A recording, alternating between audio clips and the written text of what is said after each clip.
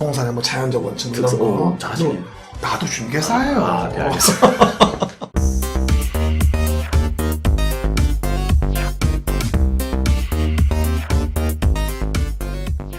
안녕하세요. 안녕하세요. 우리 메가랜드에서 땅땅 메가 공법과 학교를 담당하는 땅땅 메가 공학입니다. 공학입니다. 땅땅 메가. 땅땅 메가 공학. 땅땅 메가 공학의 이상보은 이종호입니다. 반갑습니다. 네, 반갑습니다. 오늘은 이제 그냥 우리 가볍게 이제 그쵸. 넘겨 이렇게 다뤄볼 수 있는 주제인데, 우리 수험생들이 이제 뭐 이 공인중개사 시험을 공부하면서 암기는 과연 얼마나 해야 되고, 암기가 꼭 필요하냐? 그렇지. 뭐 또는 뭐 어떤 또 쌤들 중에서는 또 암기 필요 없다 뭐 이렇게 얘기하시는 분도 계시고. 필요 없진 않아요. 그러니까 필요하죠. 그리고 암기 파트를 이제 한번 얘기를 한번 해봐야 될 것 같아서. 맞아요. 왜냐하면 또 이제 지금 시기가 이제 이론 파트에서 문제풀이로 넘어가는 그렇죠. 파트고, 문제를 자꾸 풀다 보면 또 이론을 까먹는 경우도 그렇죠. 있으니까 과연 암기 필요한가, 암기는 어떻게 하는 게 맞는가, 또 암기는 어느 파트와 어느 과목에서 좀 중요할까, 이런 얘기를 한번 해봐야 될 것 그렇죠. 같습니다. 일단 뭐 암기가 없이 합격이 가능한가요? 이게 참 모든 강사분들도 그렇고 모든 수험생분들도 항상 딜레마일 거예요. 헷갈리실 거예요. 그렇죠. 누구는 외우라고, 누구는 이해하라고 그러고, 결론만 얘기하면 둘 다 필요합니다. 그렇죠. 그래서 이제 암기 없이 합격 가능하냐는 질문을 하면 저는 세모라고 봅니다. 세모.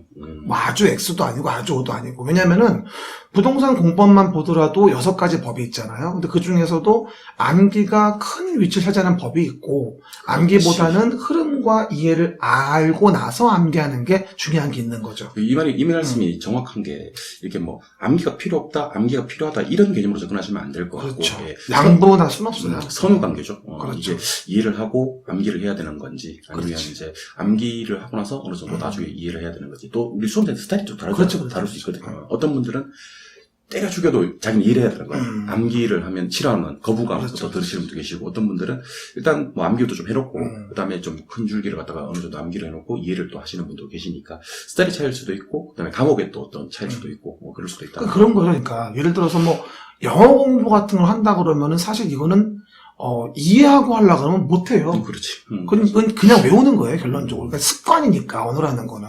그러니까 만약에 우리가 공부하는 중개사 공부도 습관적으로 당연시 외워야 되는 건 외울 수밖에 없는 거예요. 그렇죠.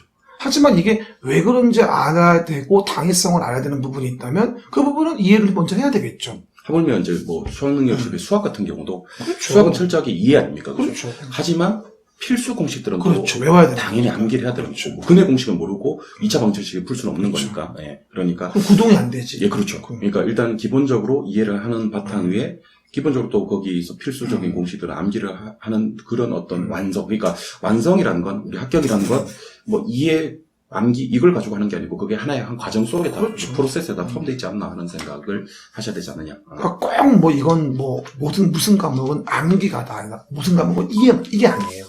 그렇죠? 다 유기적으로 융합되어 있는 거죠. 그리고 오늘 저희 땅땅 메가 공학이 정해드릴 테니까 일단 암기가 필요하죠, 그죠? 필요하죠. 암기가 왜 필요한지를 좀 먼저 얘기를 좀 해주셔야 될 것 같은데. 일단은 암기를 안 하면 문제 푸는 속도가 안 나요. 속도. 그렇죠. 그러니까 당연히 내가 이걸 이해를 해야 하는 부분이라고 하더라도 이해를 하고 나서 이거를 1분이라는 시간 내에 후딱후딱 풀어야 되는데 그거를 그때그때마다 문제 풀면서 이해하면서 보려고 그러면은 시간이 오래 걸리는 거죠. 그렇죠. 그러니까 순발력이 떨어지면 이거는 점수가 안 나와요. 맞아요. 저도 이제 이해만 고집하시는 분들한테 항상 해주는 말이 있어요. 그렇죠. 이해만 하다가 이해가 다 간다. 그렇죠. 2022년이 그렇게 될 수가 있다. 그렇지. 그러면 안 되죠. 그러니까 이해하다가 너무 이제 문제를 볼 때, 자, 이거 보자 뭐였지 하다 보면 이제 과목별로 10문제씩 못 푸는 경우도 있고. 다 못 풀고 OMR 가서 체크도 못 하고 부득이 떠다가 집에 오는 거죠. 순발력이 반드시 이제 암기를 통해서 높아진다는 거.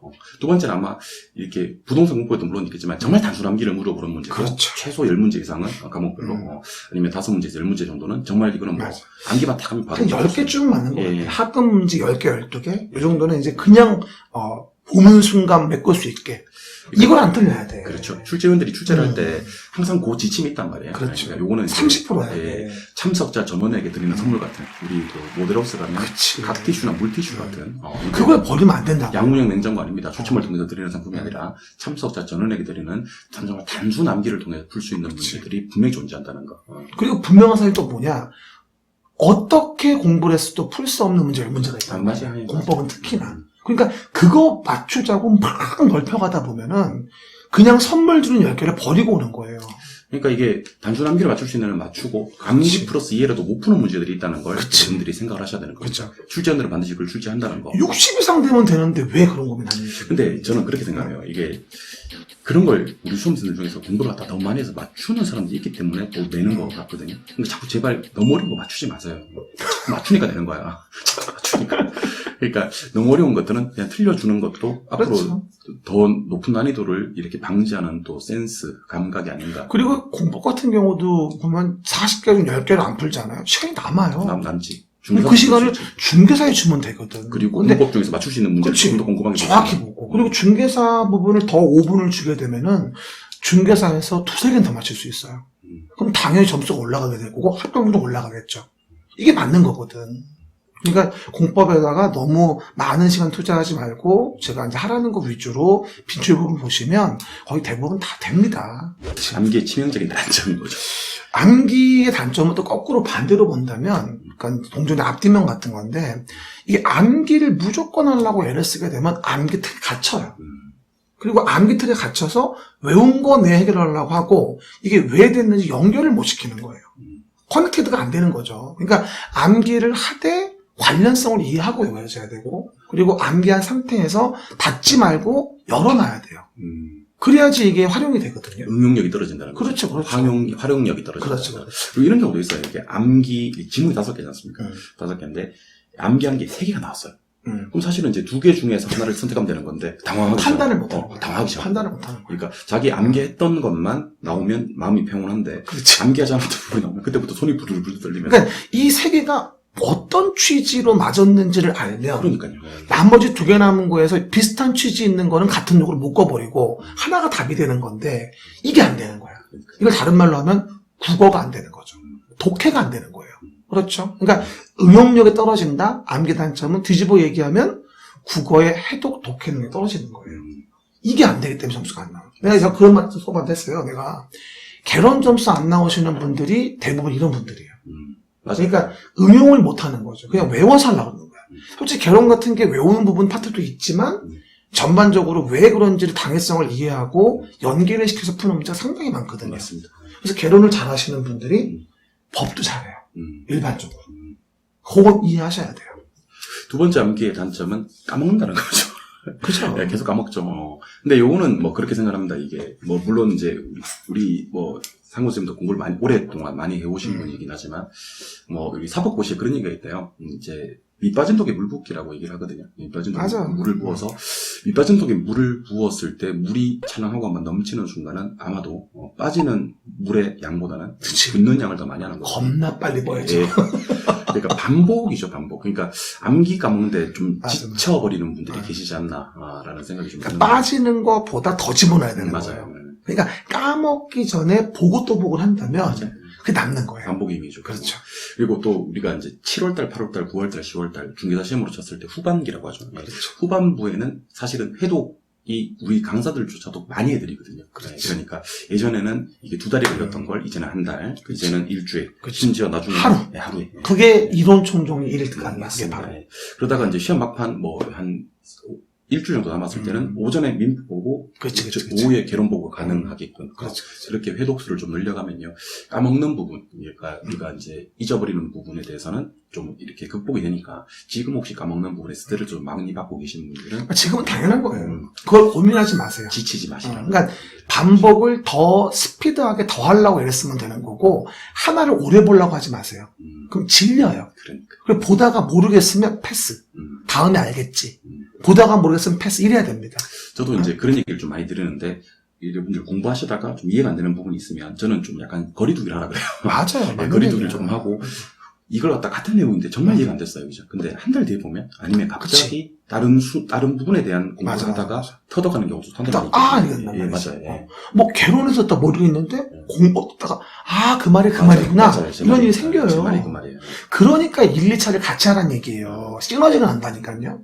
그러니까 건축법을 보다가 주택법이 이해가 되는 경우도 있고 그렇지. 민법도 총칙을 보다가 갑자기 특별법에서 그렇죠, 그 내용이 이해되는 경우도 있으니까 한 발짝 거리두기를 하시고 그 이해 안 되는 부분에 어떤 굴레에 계속 악순환을 하지 않았으면 좋겠다라는 얘기를 좀. 그러니까 요 안에 수반에 들어가서 이게 어디지 이러지 말고 이렇게 보는 거죠. 그렇죠. 이렇게 보는 거예요. 거리도 이제 조심하시고. 이렇게 보면서 아 이런 걸 보는구나. 이건 개론이고 이런 공법이고 민법인데 다 연계돼 있네. 이렇게 이제 아셔야 되는 거죠.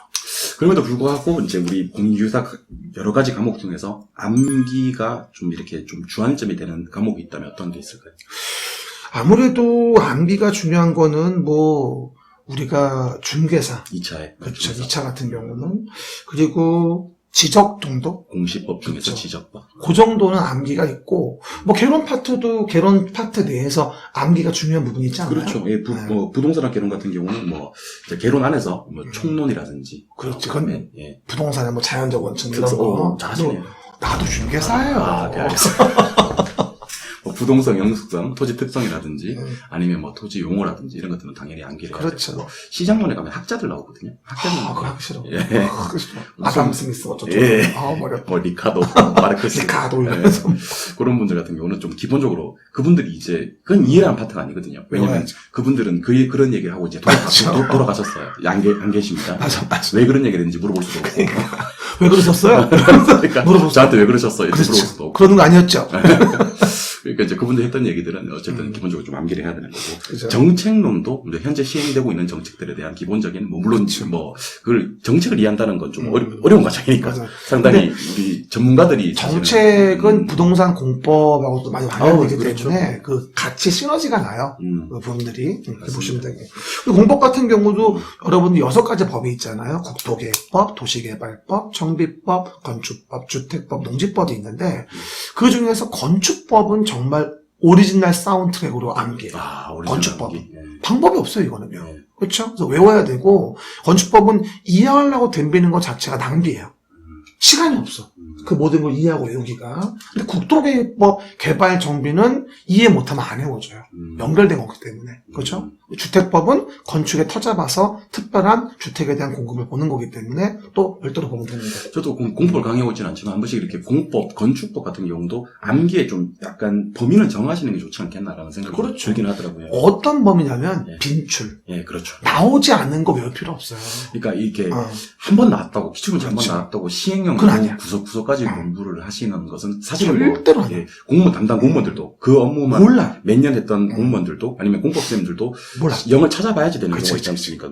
그런 경우까지 우리 수험생들이 이게 한 과목만 공부해야 되는 상황이 아닌데 건축법이 아무리 이제 암기를 해야 된다 하더라도 범위를 좀 정해서 빈출이 되었던 부분 정도까지만 그러니까 말 나온 김에 얘기를 드리면 이게 이제 수험생분들이 왜 그 10회 문제, 40문제, 11회 문제, 장판제 40문제 이게 회차별로 나와 있는 문제집이 나오는 것들이 생길 거예요 아마. 근데 그런 게 있을 때 정말 31년 동안 한 번밖에 안 나온 거? 라는 부분에 기출이 있어요. 예를 들어서 21회 때. 그걸 안 배웠다고 열심히 찾는 분들이 있어요. 아우, 네버. 아니에요. 그러니까 그런 회차별 모의고사집을 사서 풀 때에는 내 말한 대로 30% 있는 꼭 맞춰야 될 부분. 이걸 맞췄는가. 그리고 18개에 대한 부분 중에서 내가 맞춰야 될 9개를 건졌는가. 그리고 아주 어려운 거 10문제를 버려서 잘 시간 배분을 했는가. 이걸 연습하는 거지. 그 평소에 나오지도 않는 빈출이 아닌 10개를 학습해서 공부하라고 보는 게 아니거든요. 그거 아셔야 돼요. 그래서 모든 기출을 다 내 것으로 한다? 이건 옳지 않은 방법이에요. 아니, 교수님도 아시지만, 이정호 쌤도 기출문제집 우리 학원 강의하고 수업 책 쓸 때 모든 기출 다 집어넣습니까? 그렇지 않죠. 아니거든요.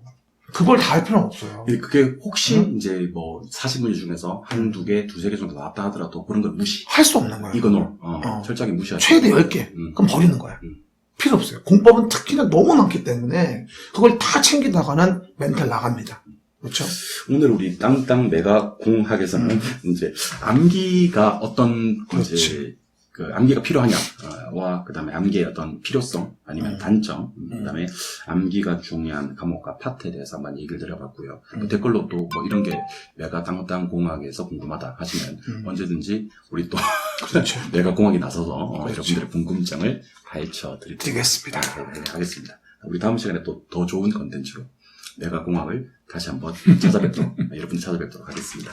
구독, 좋아요,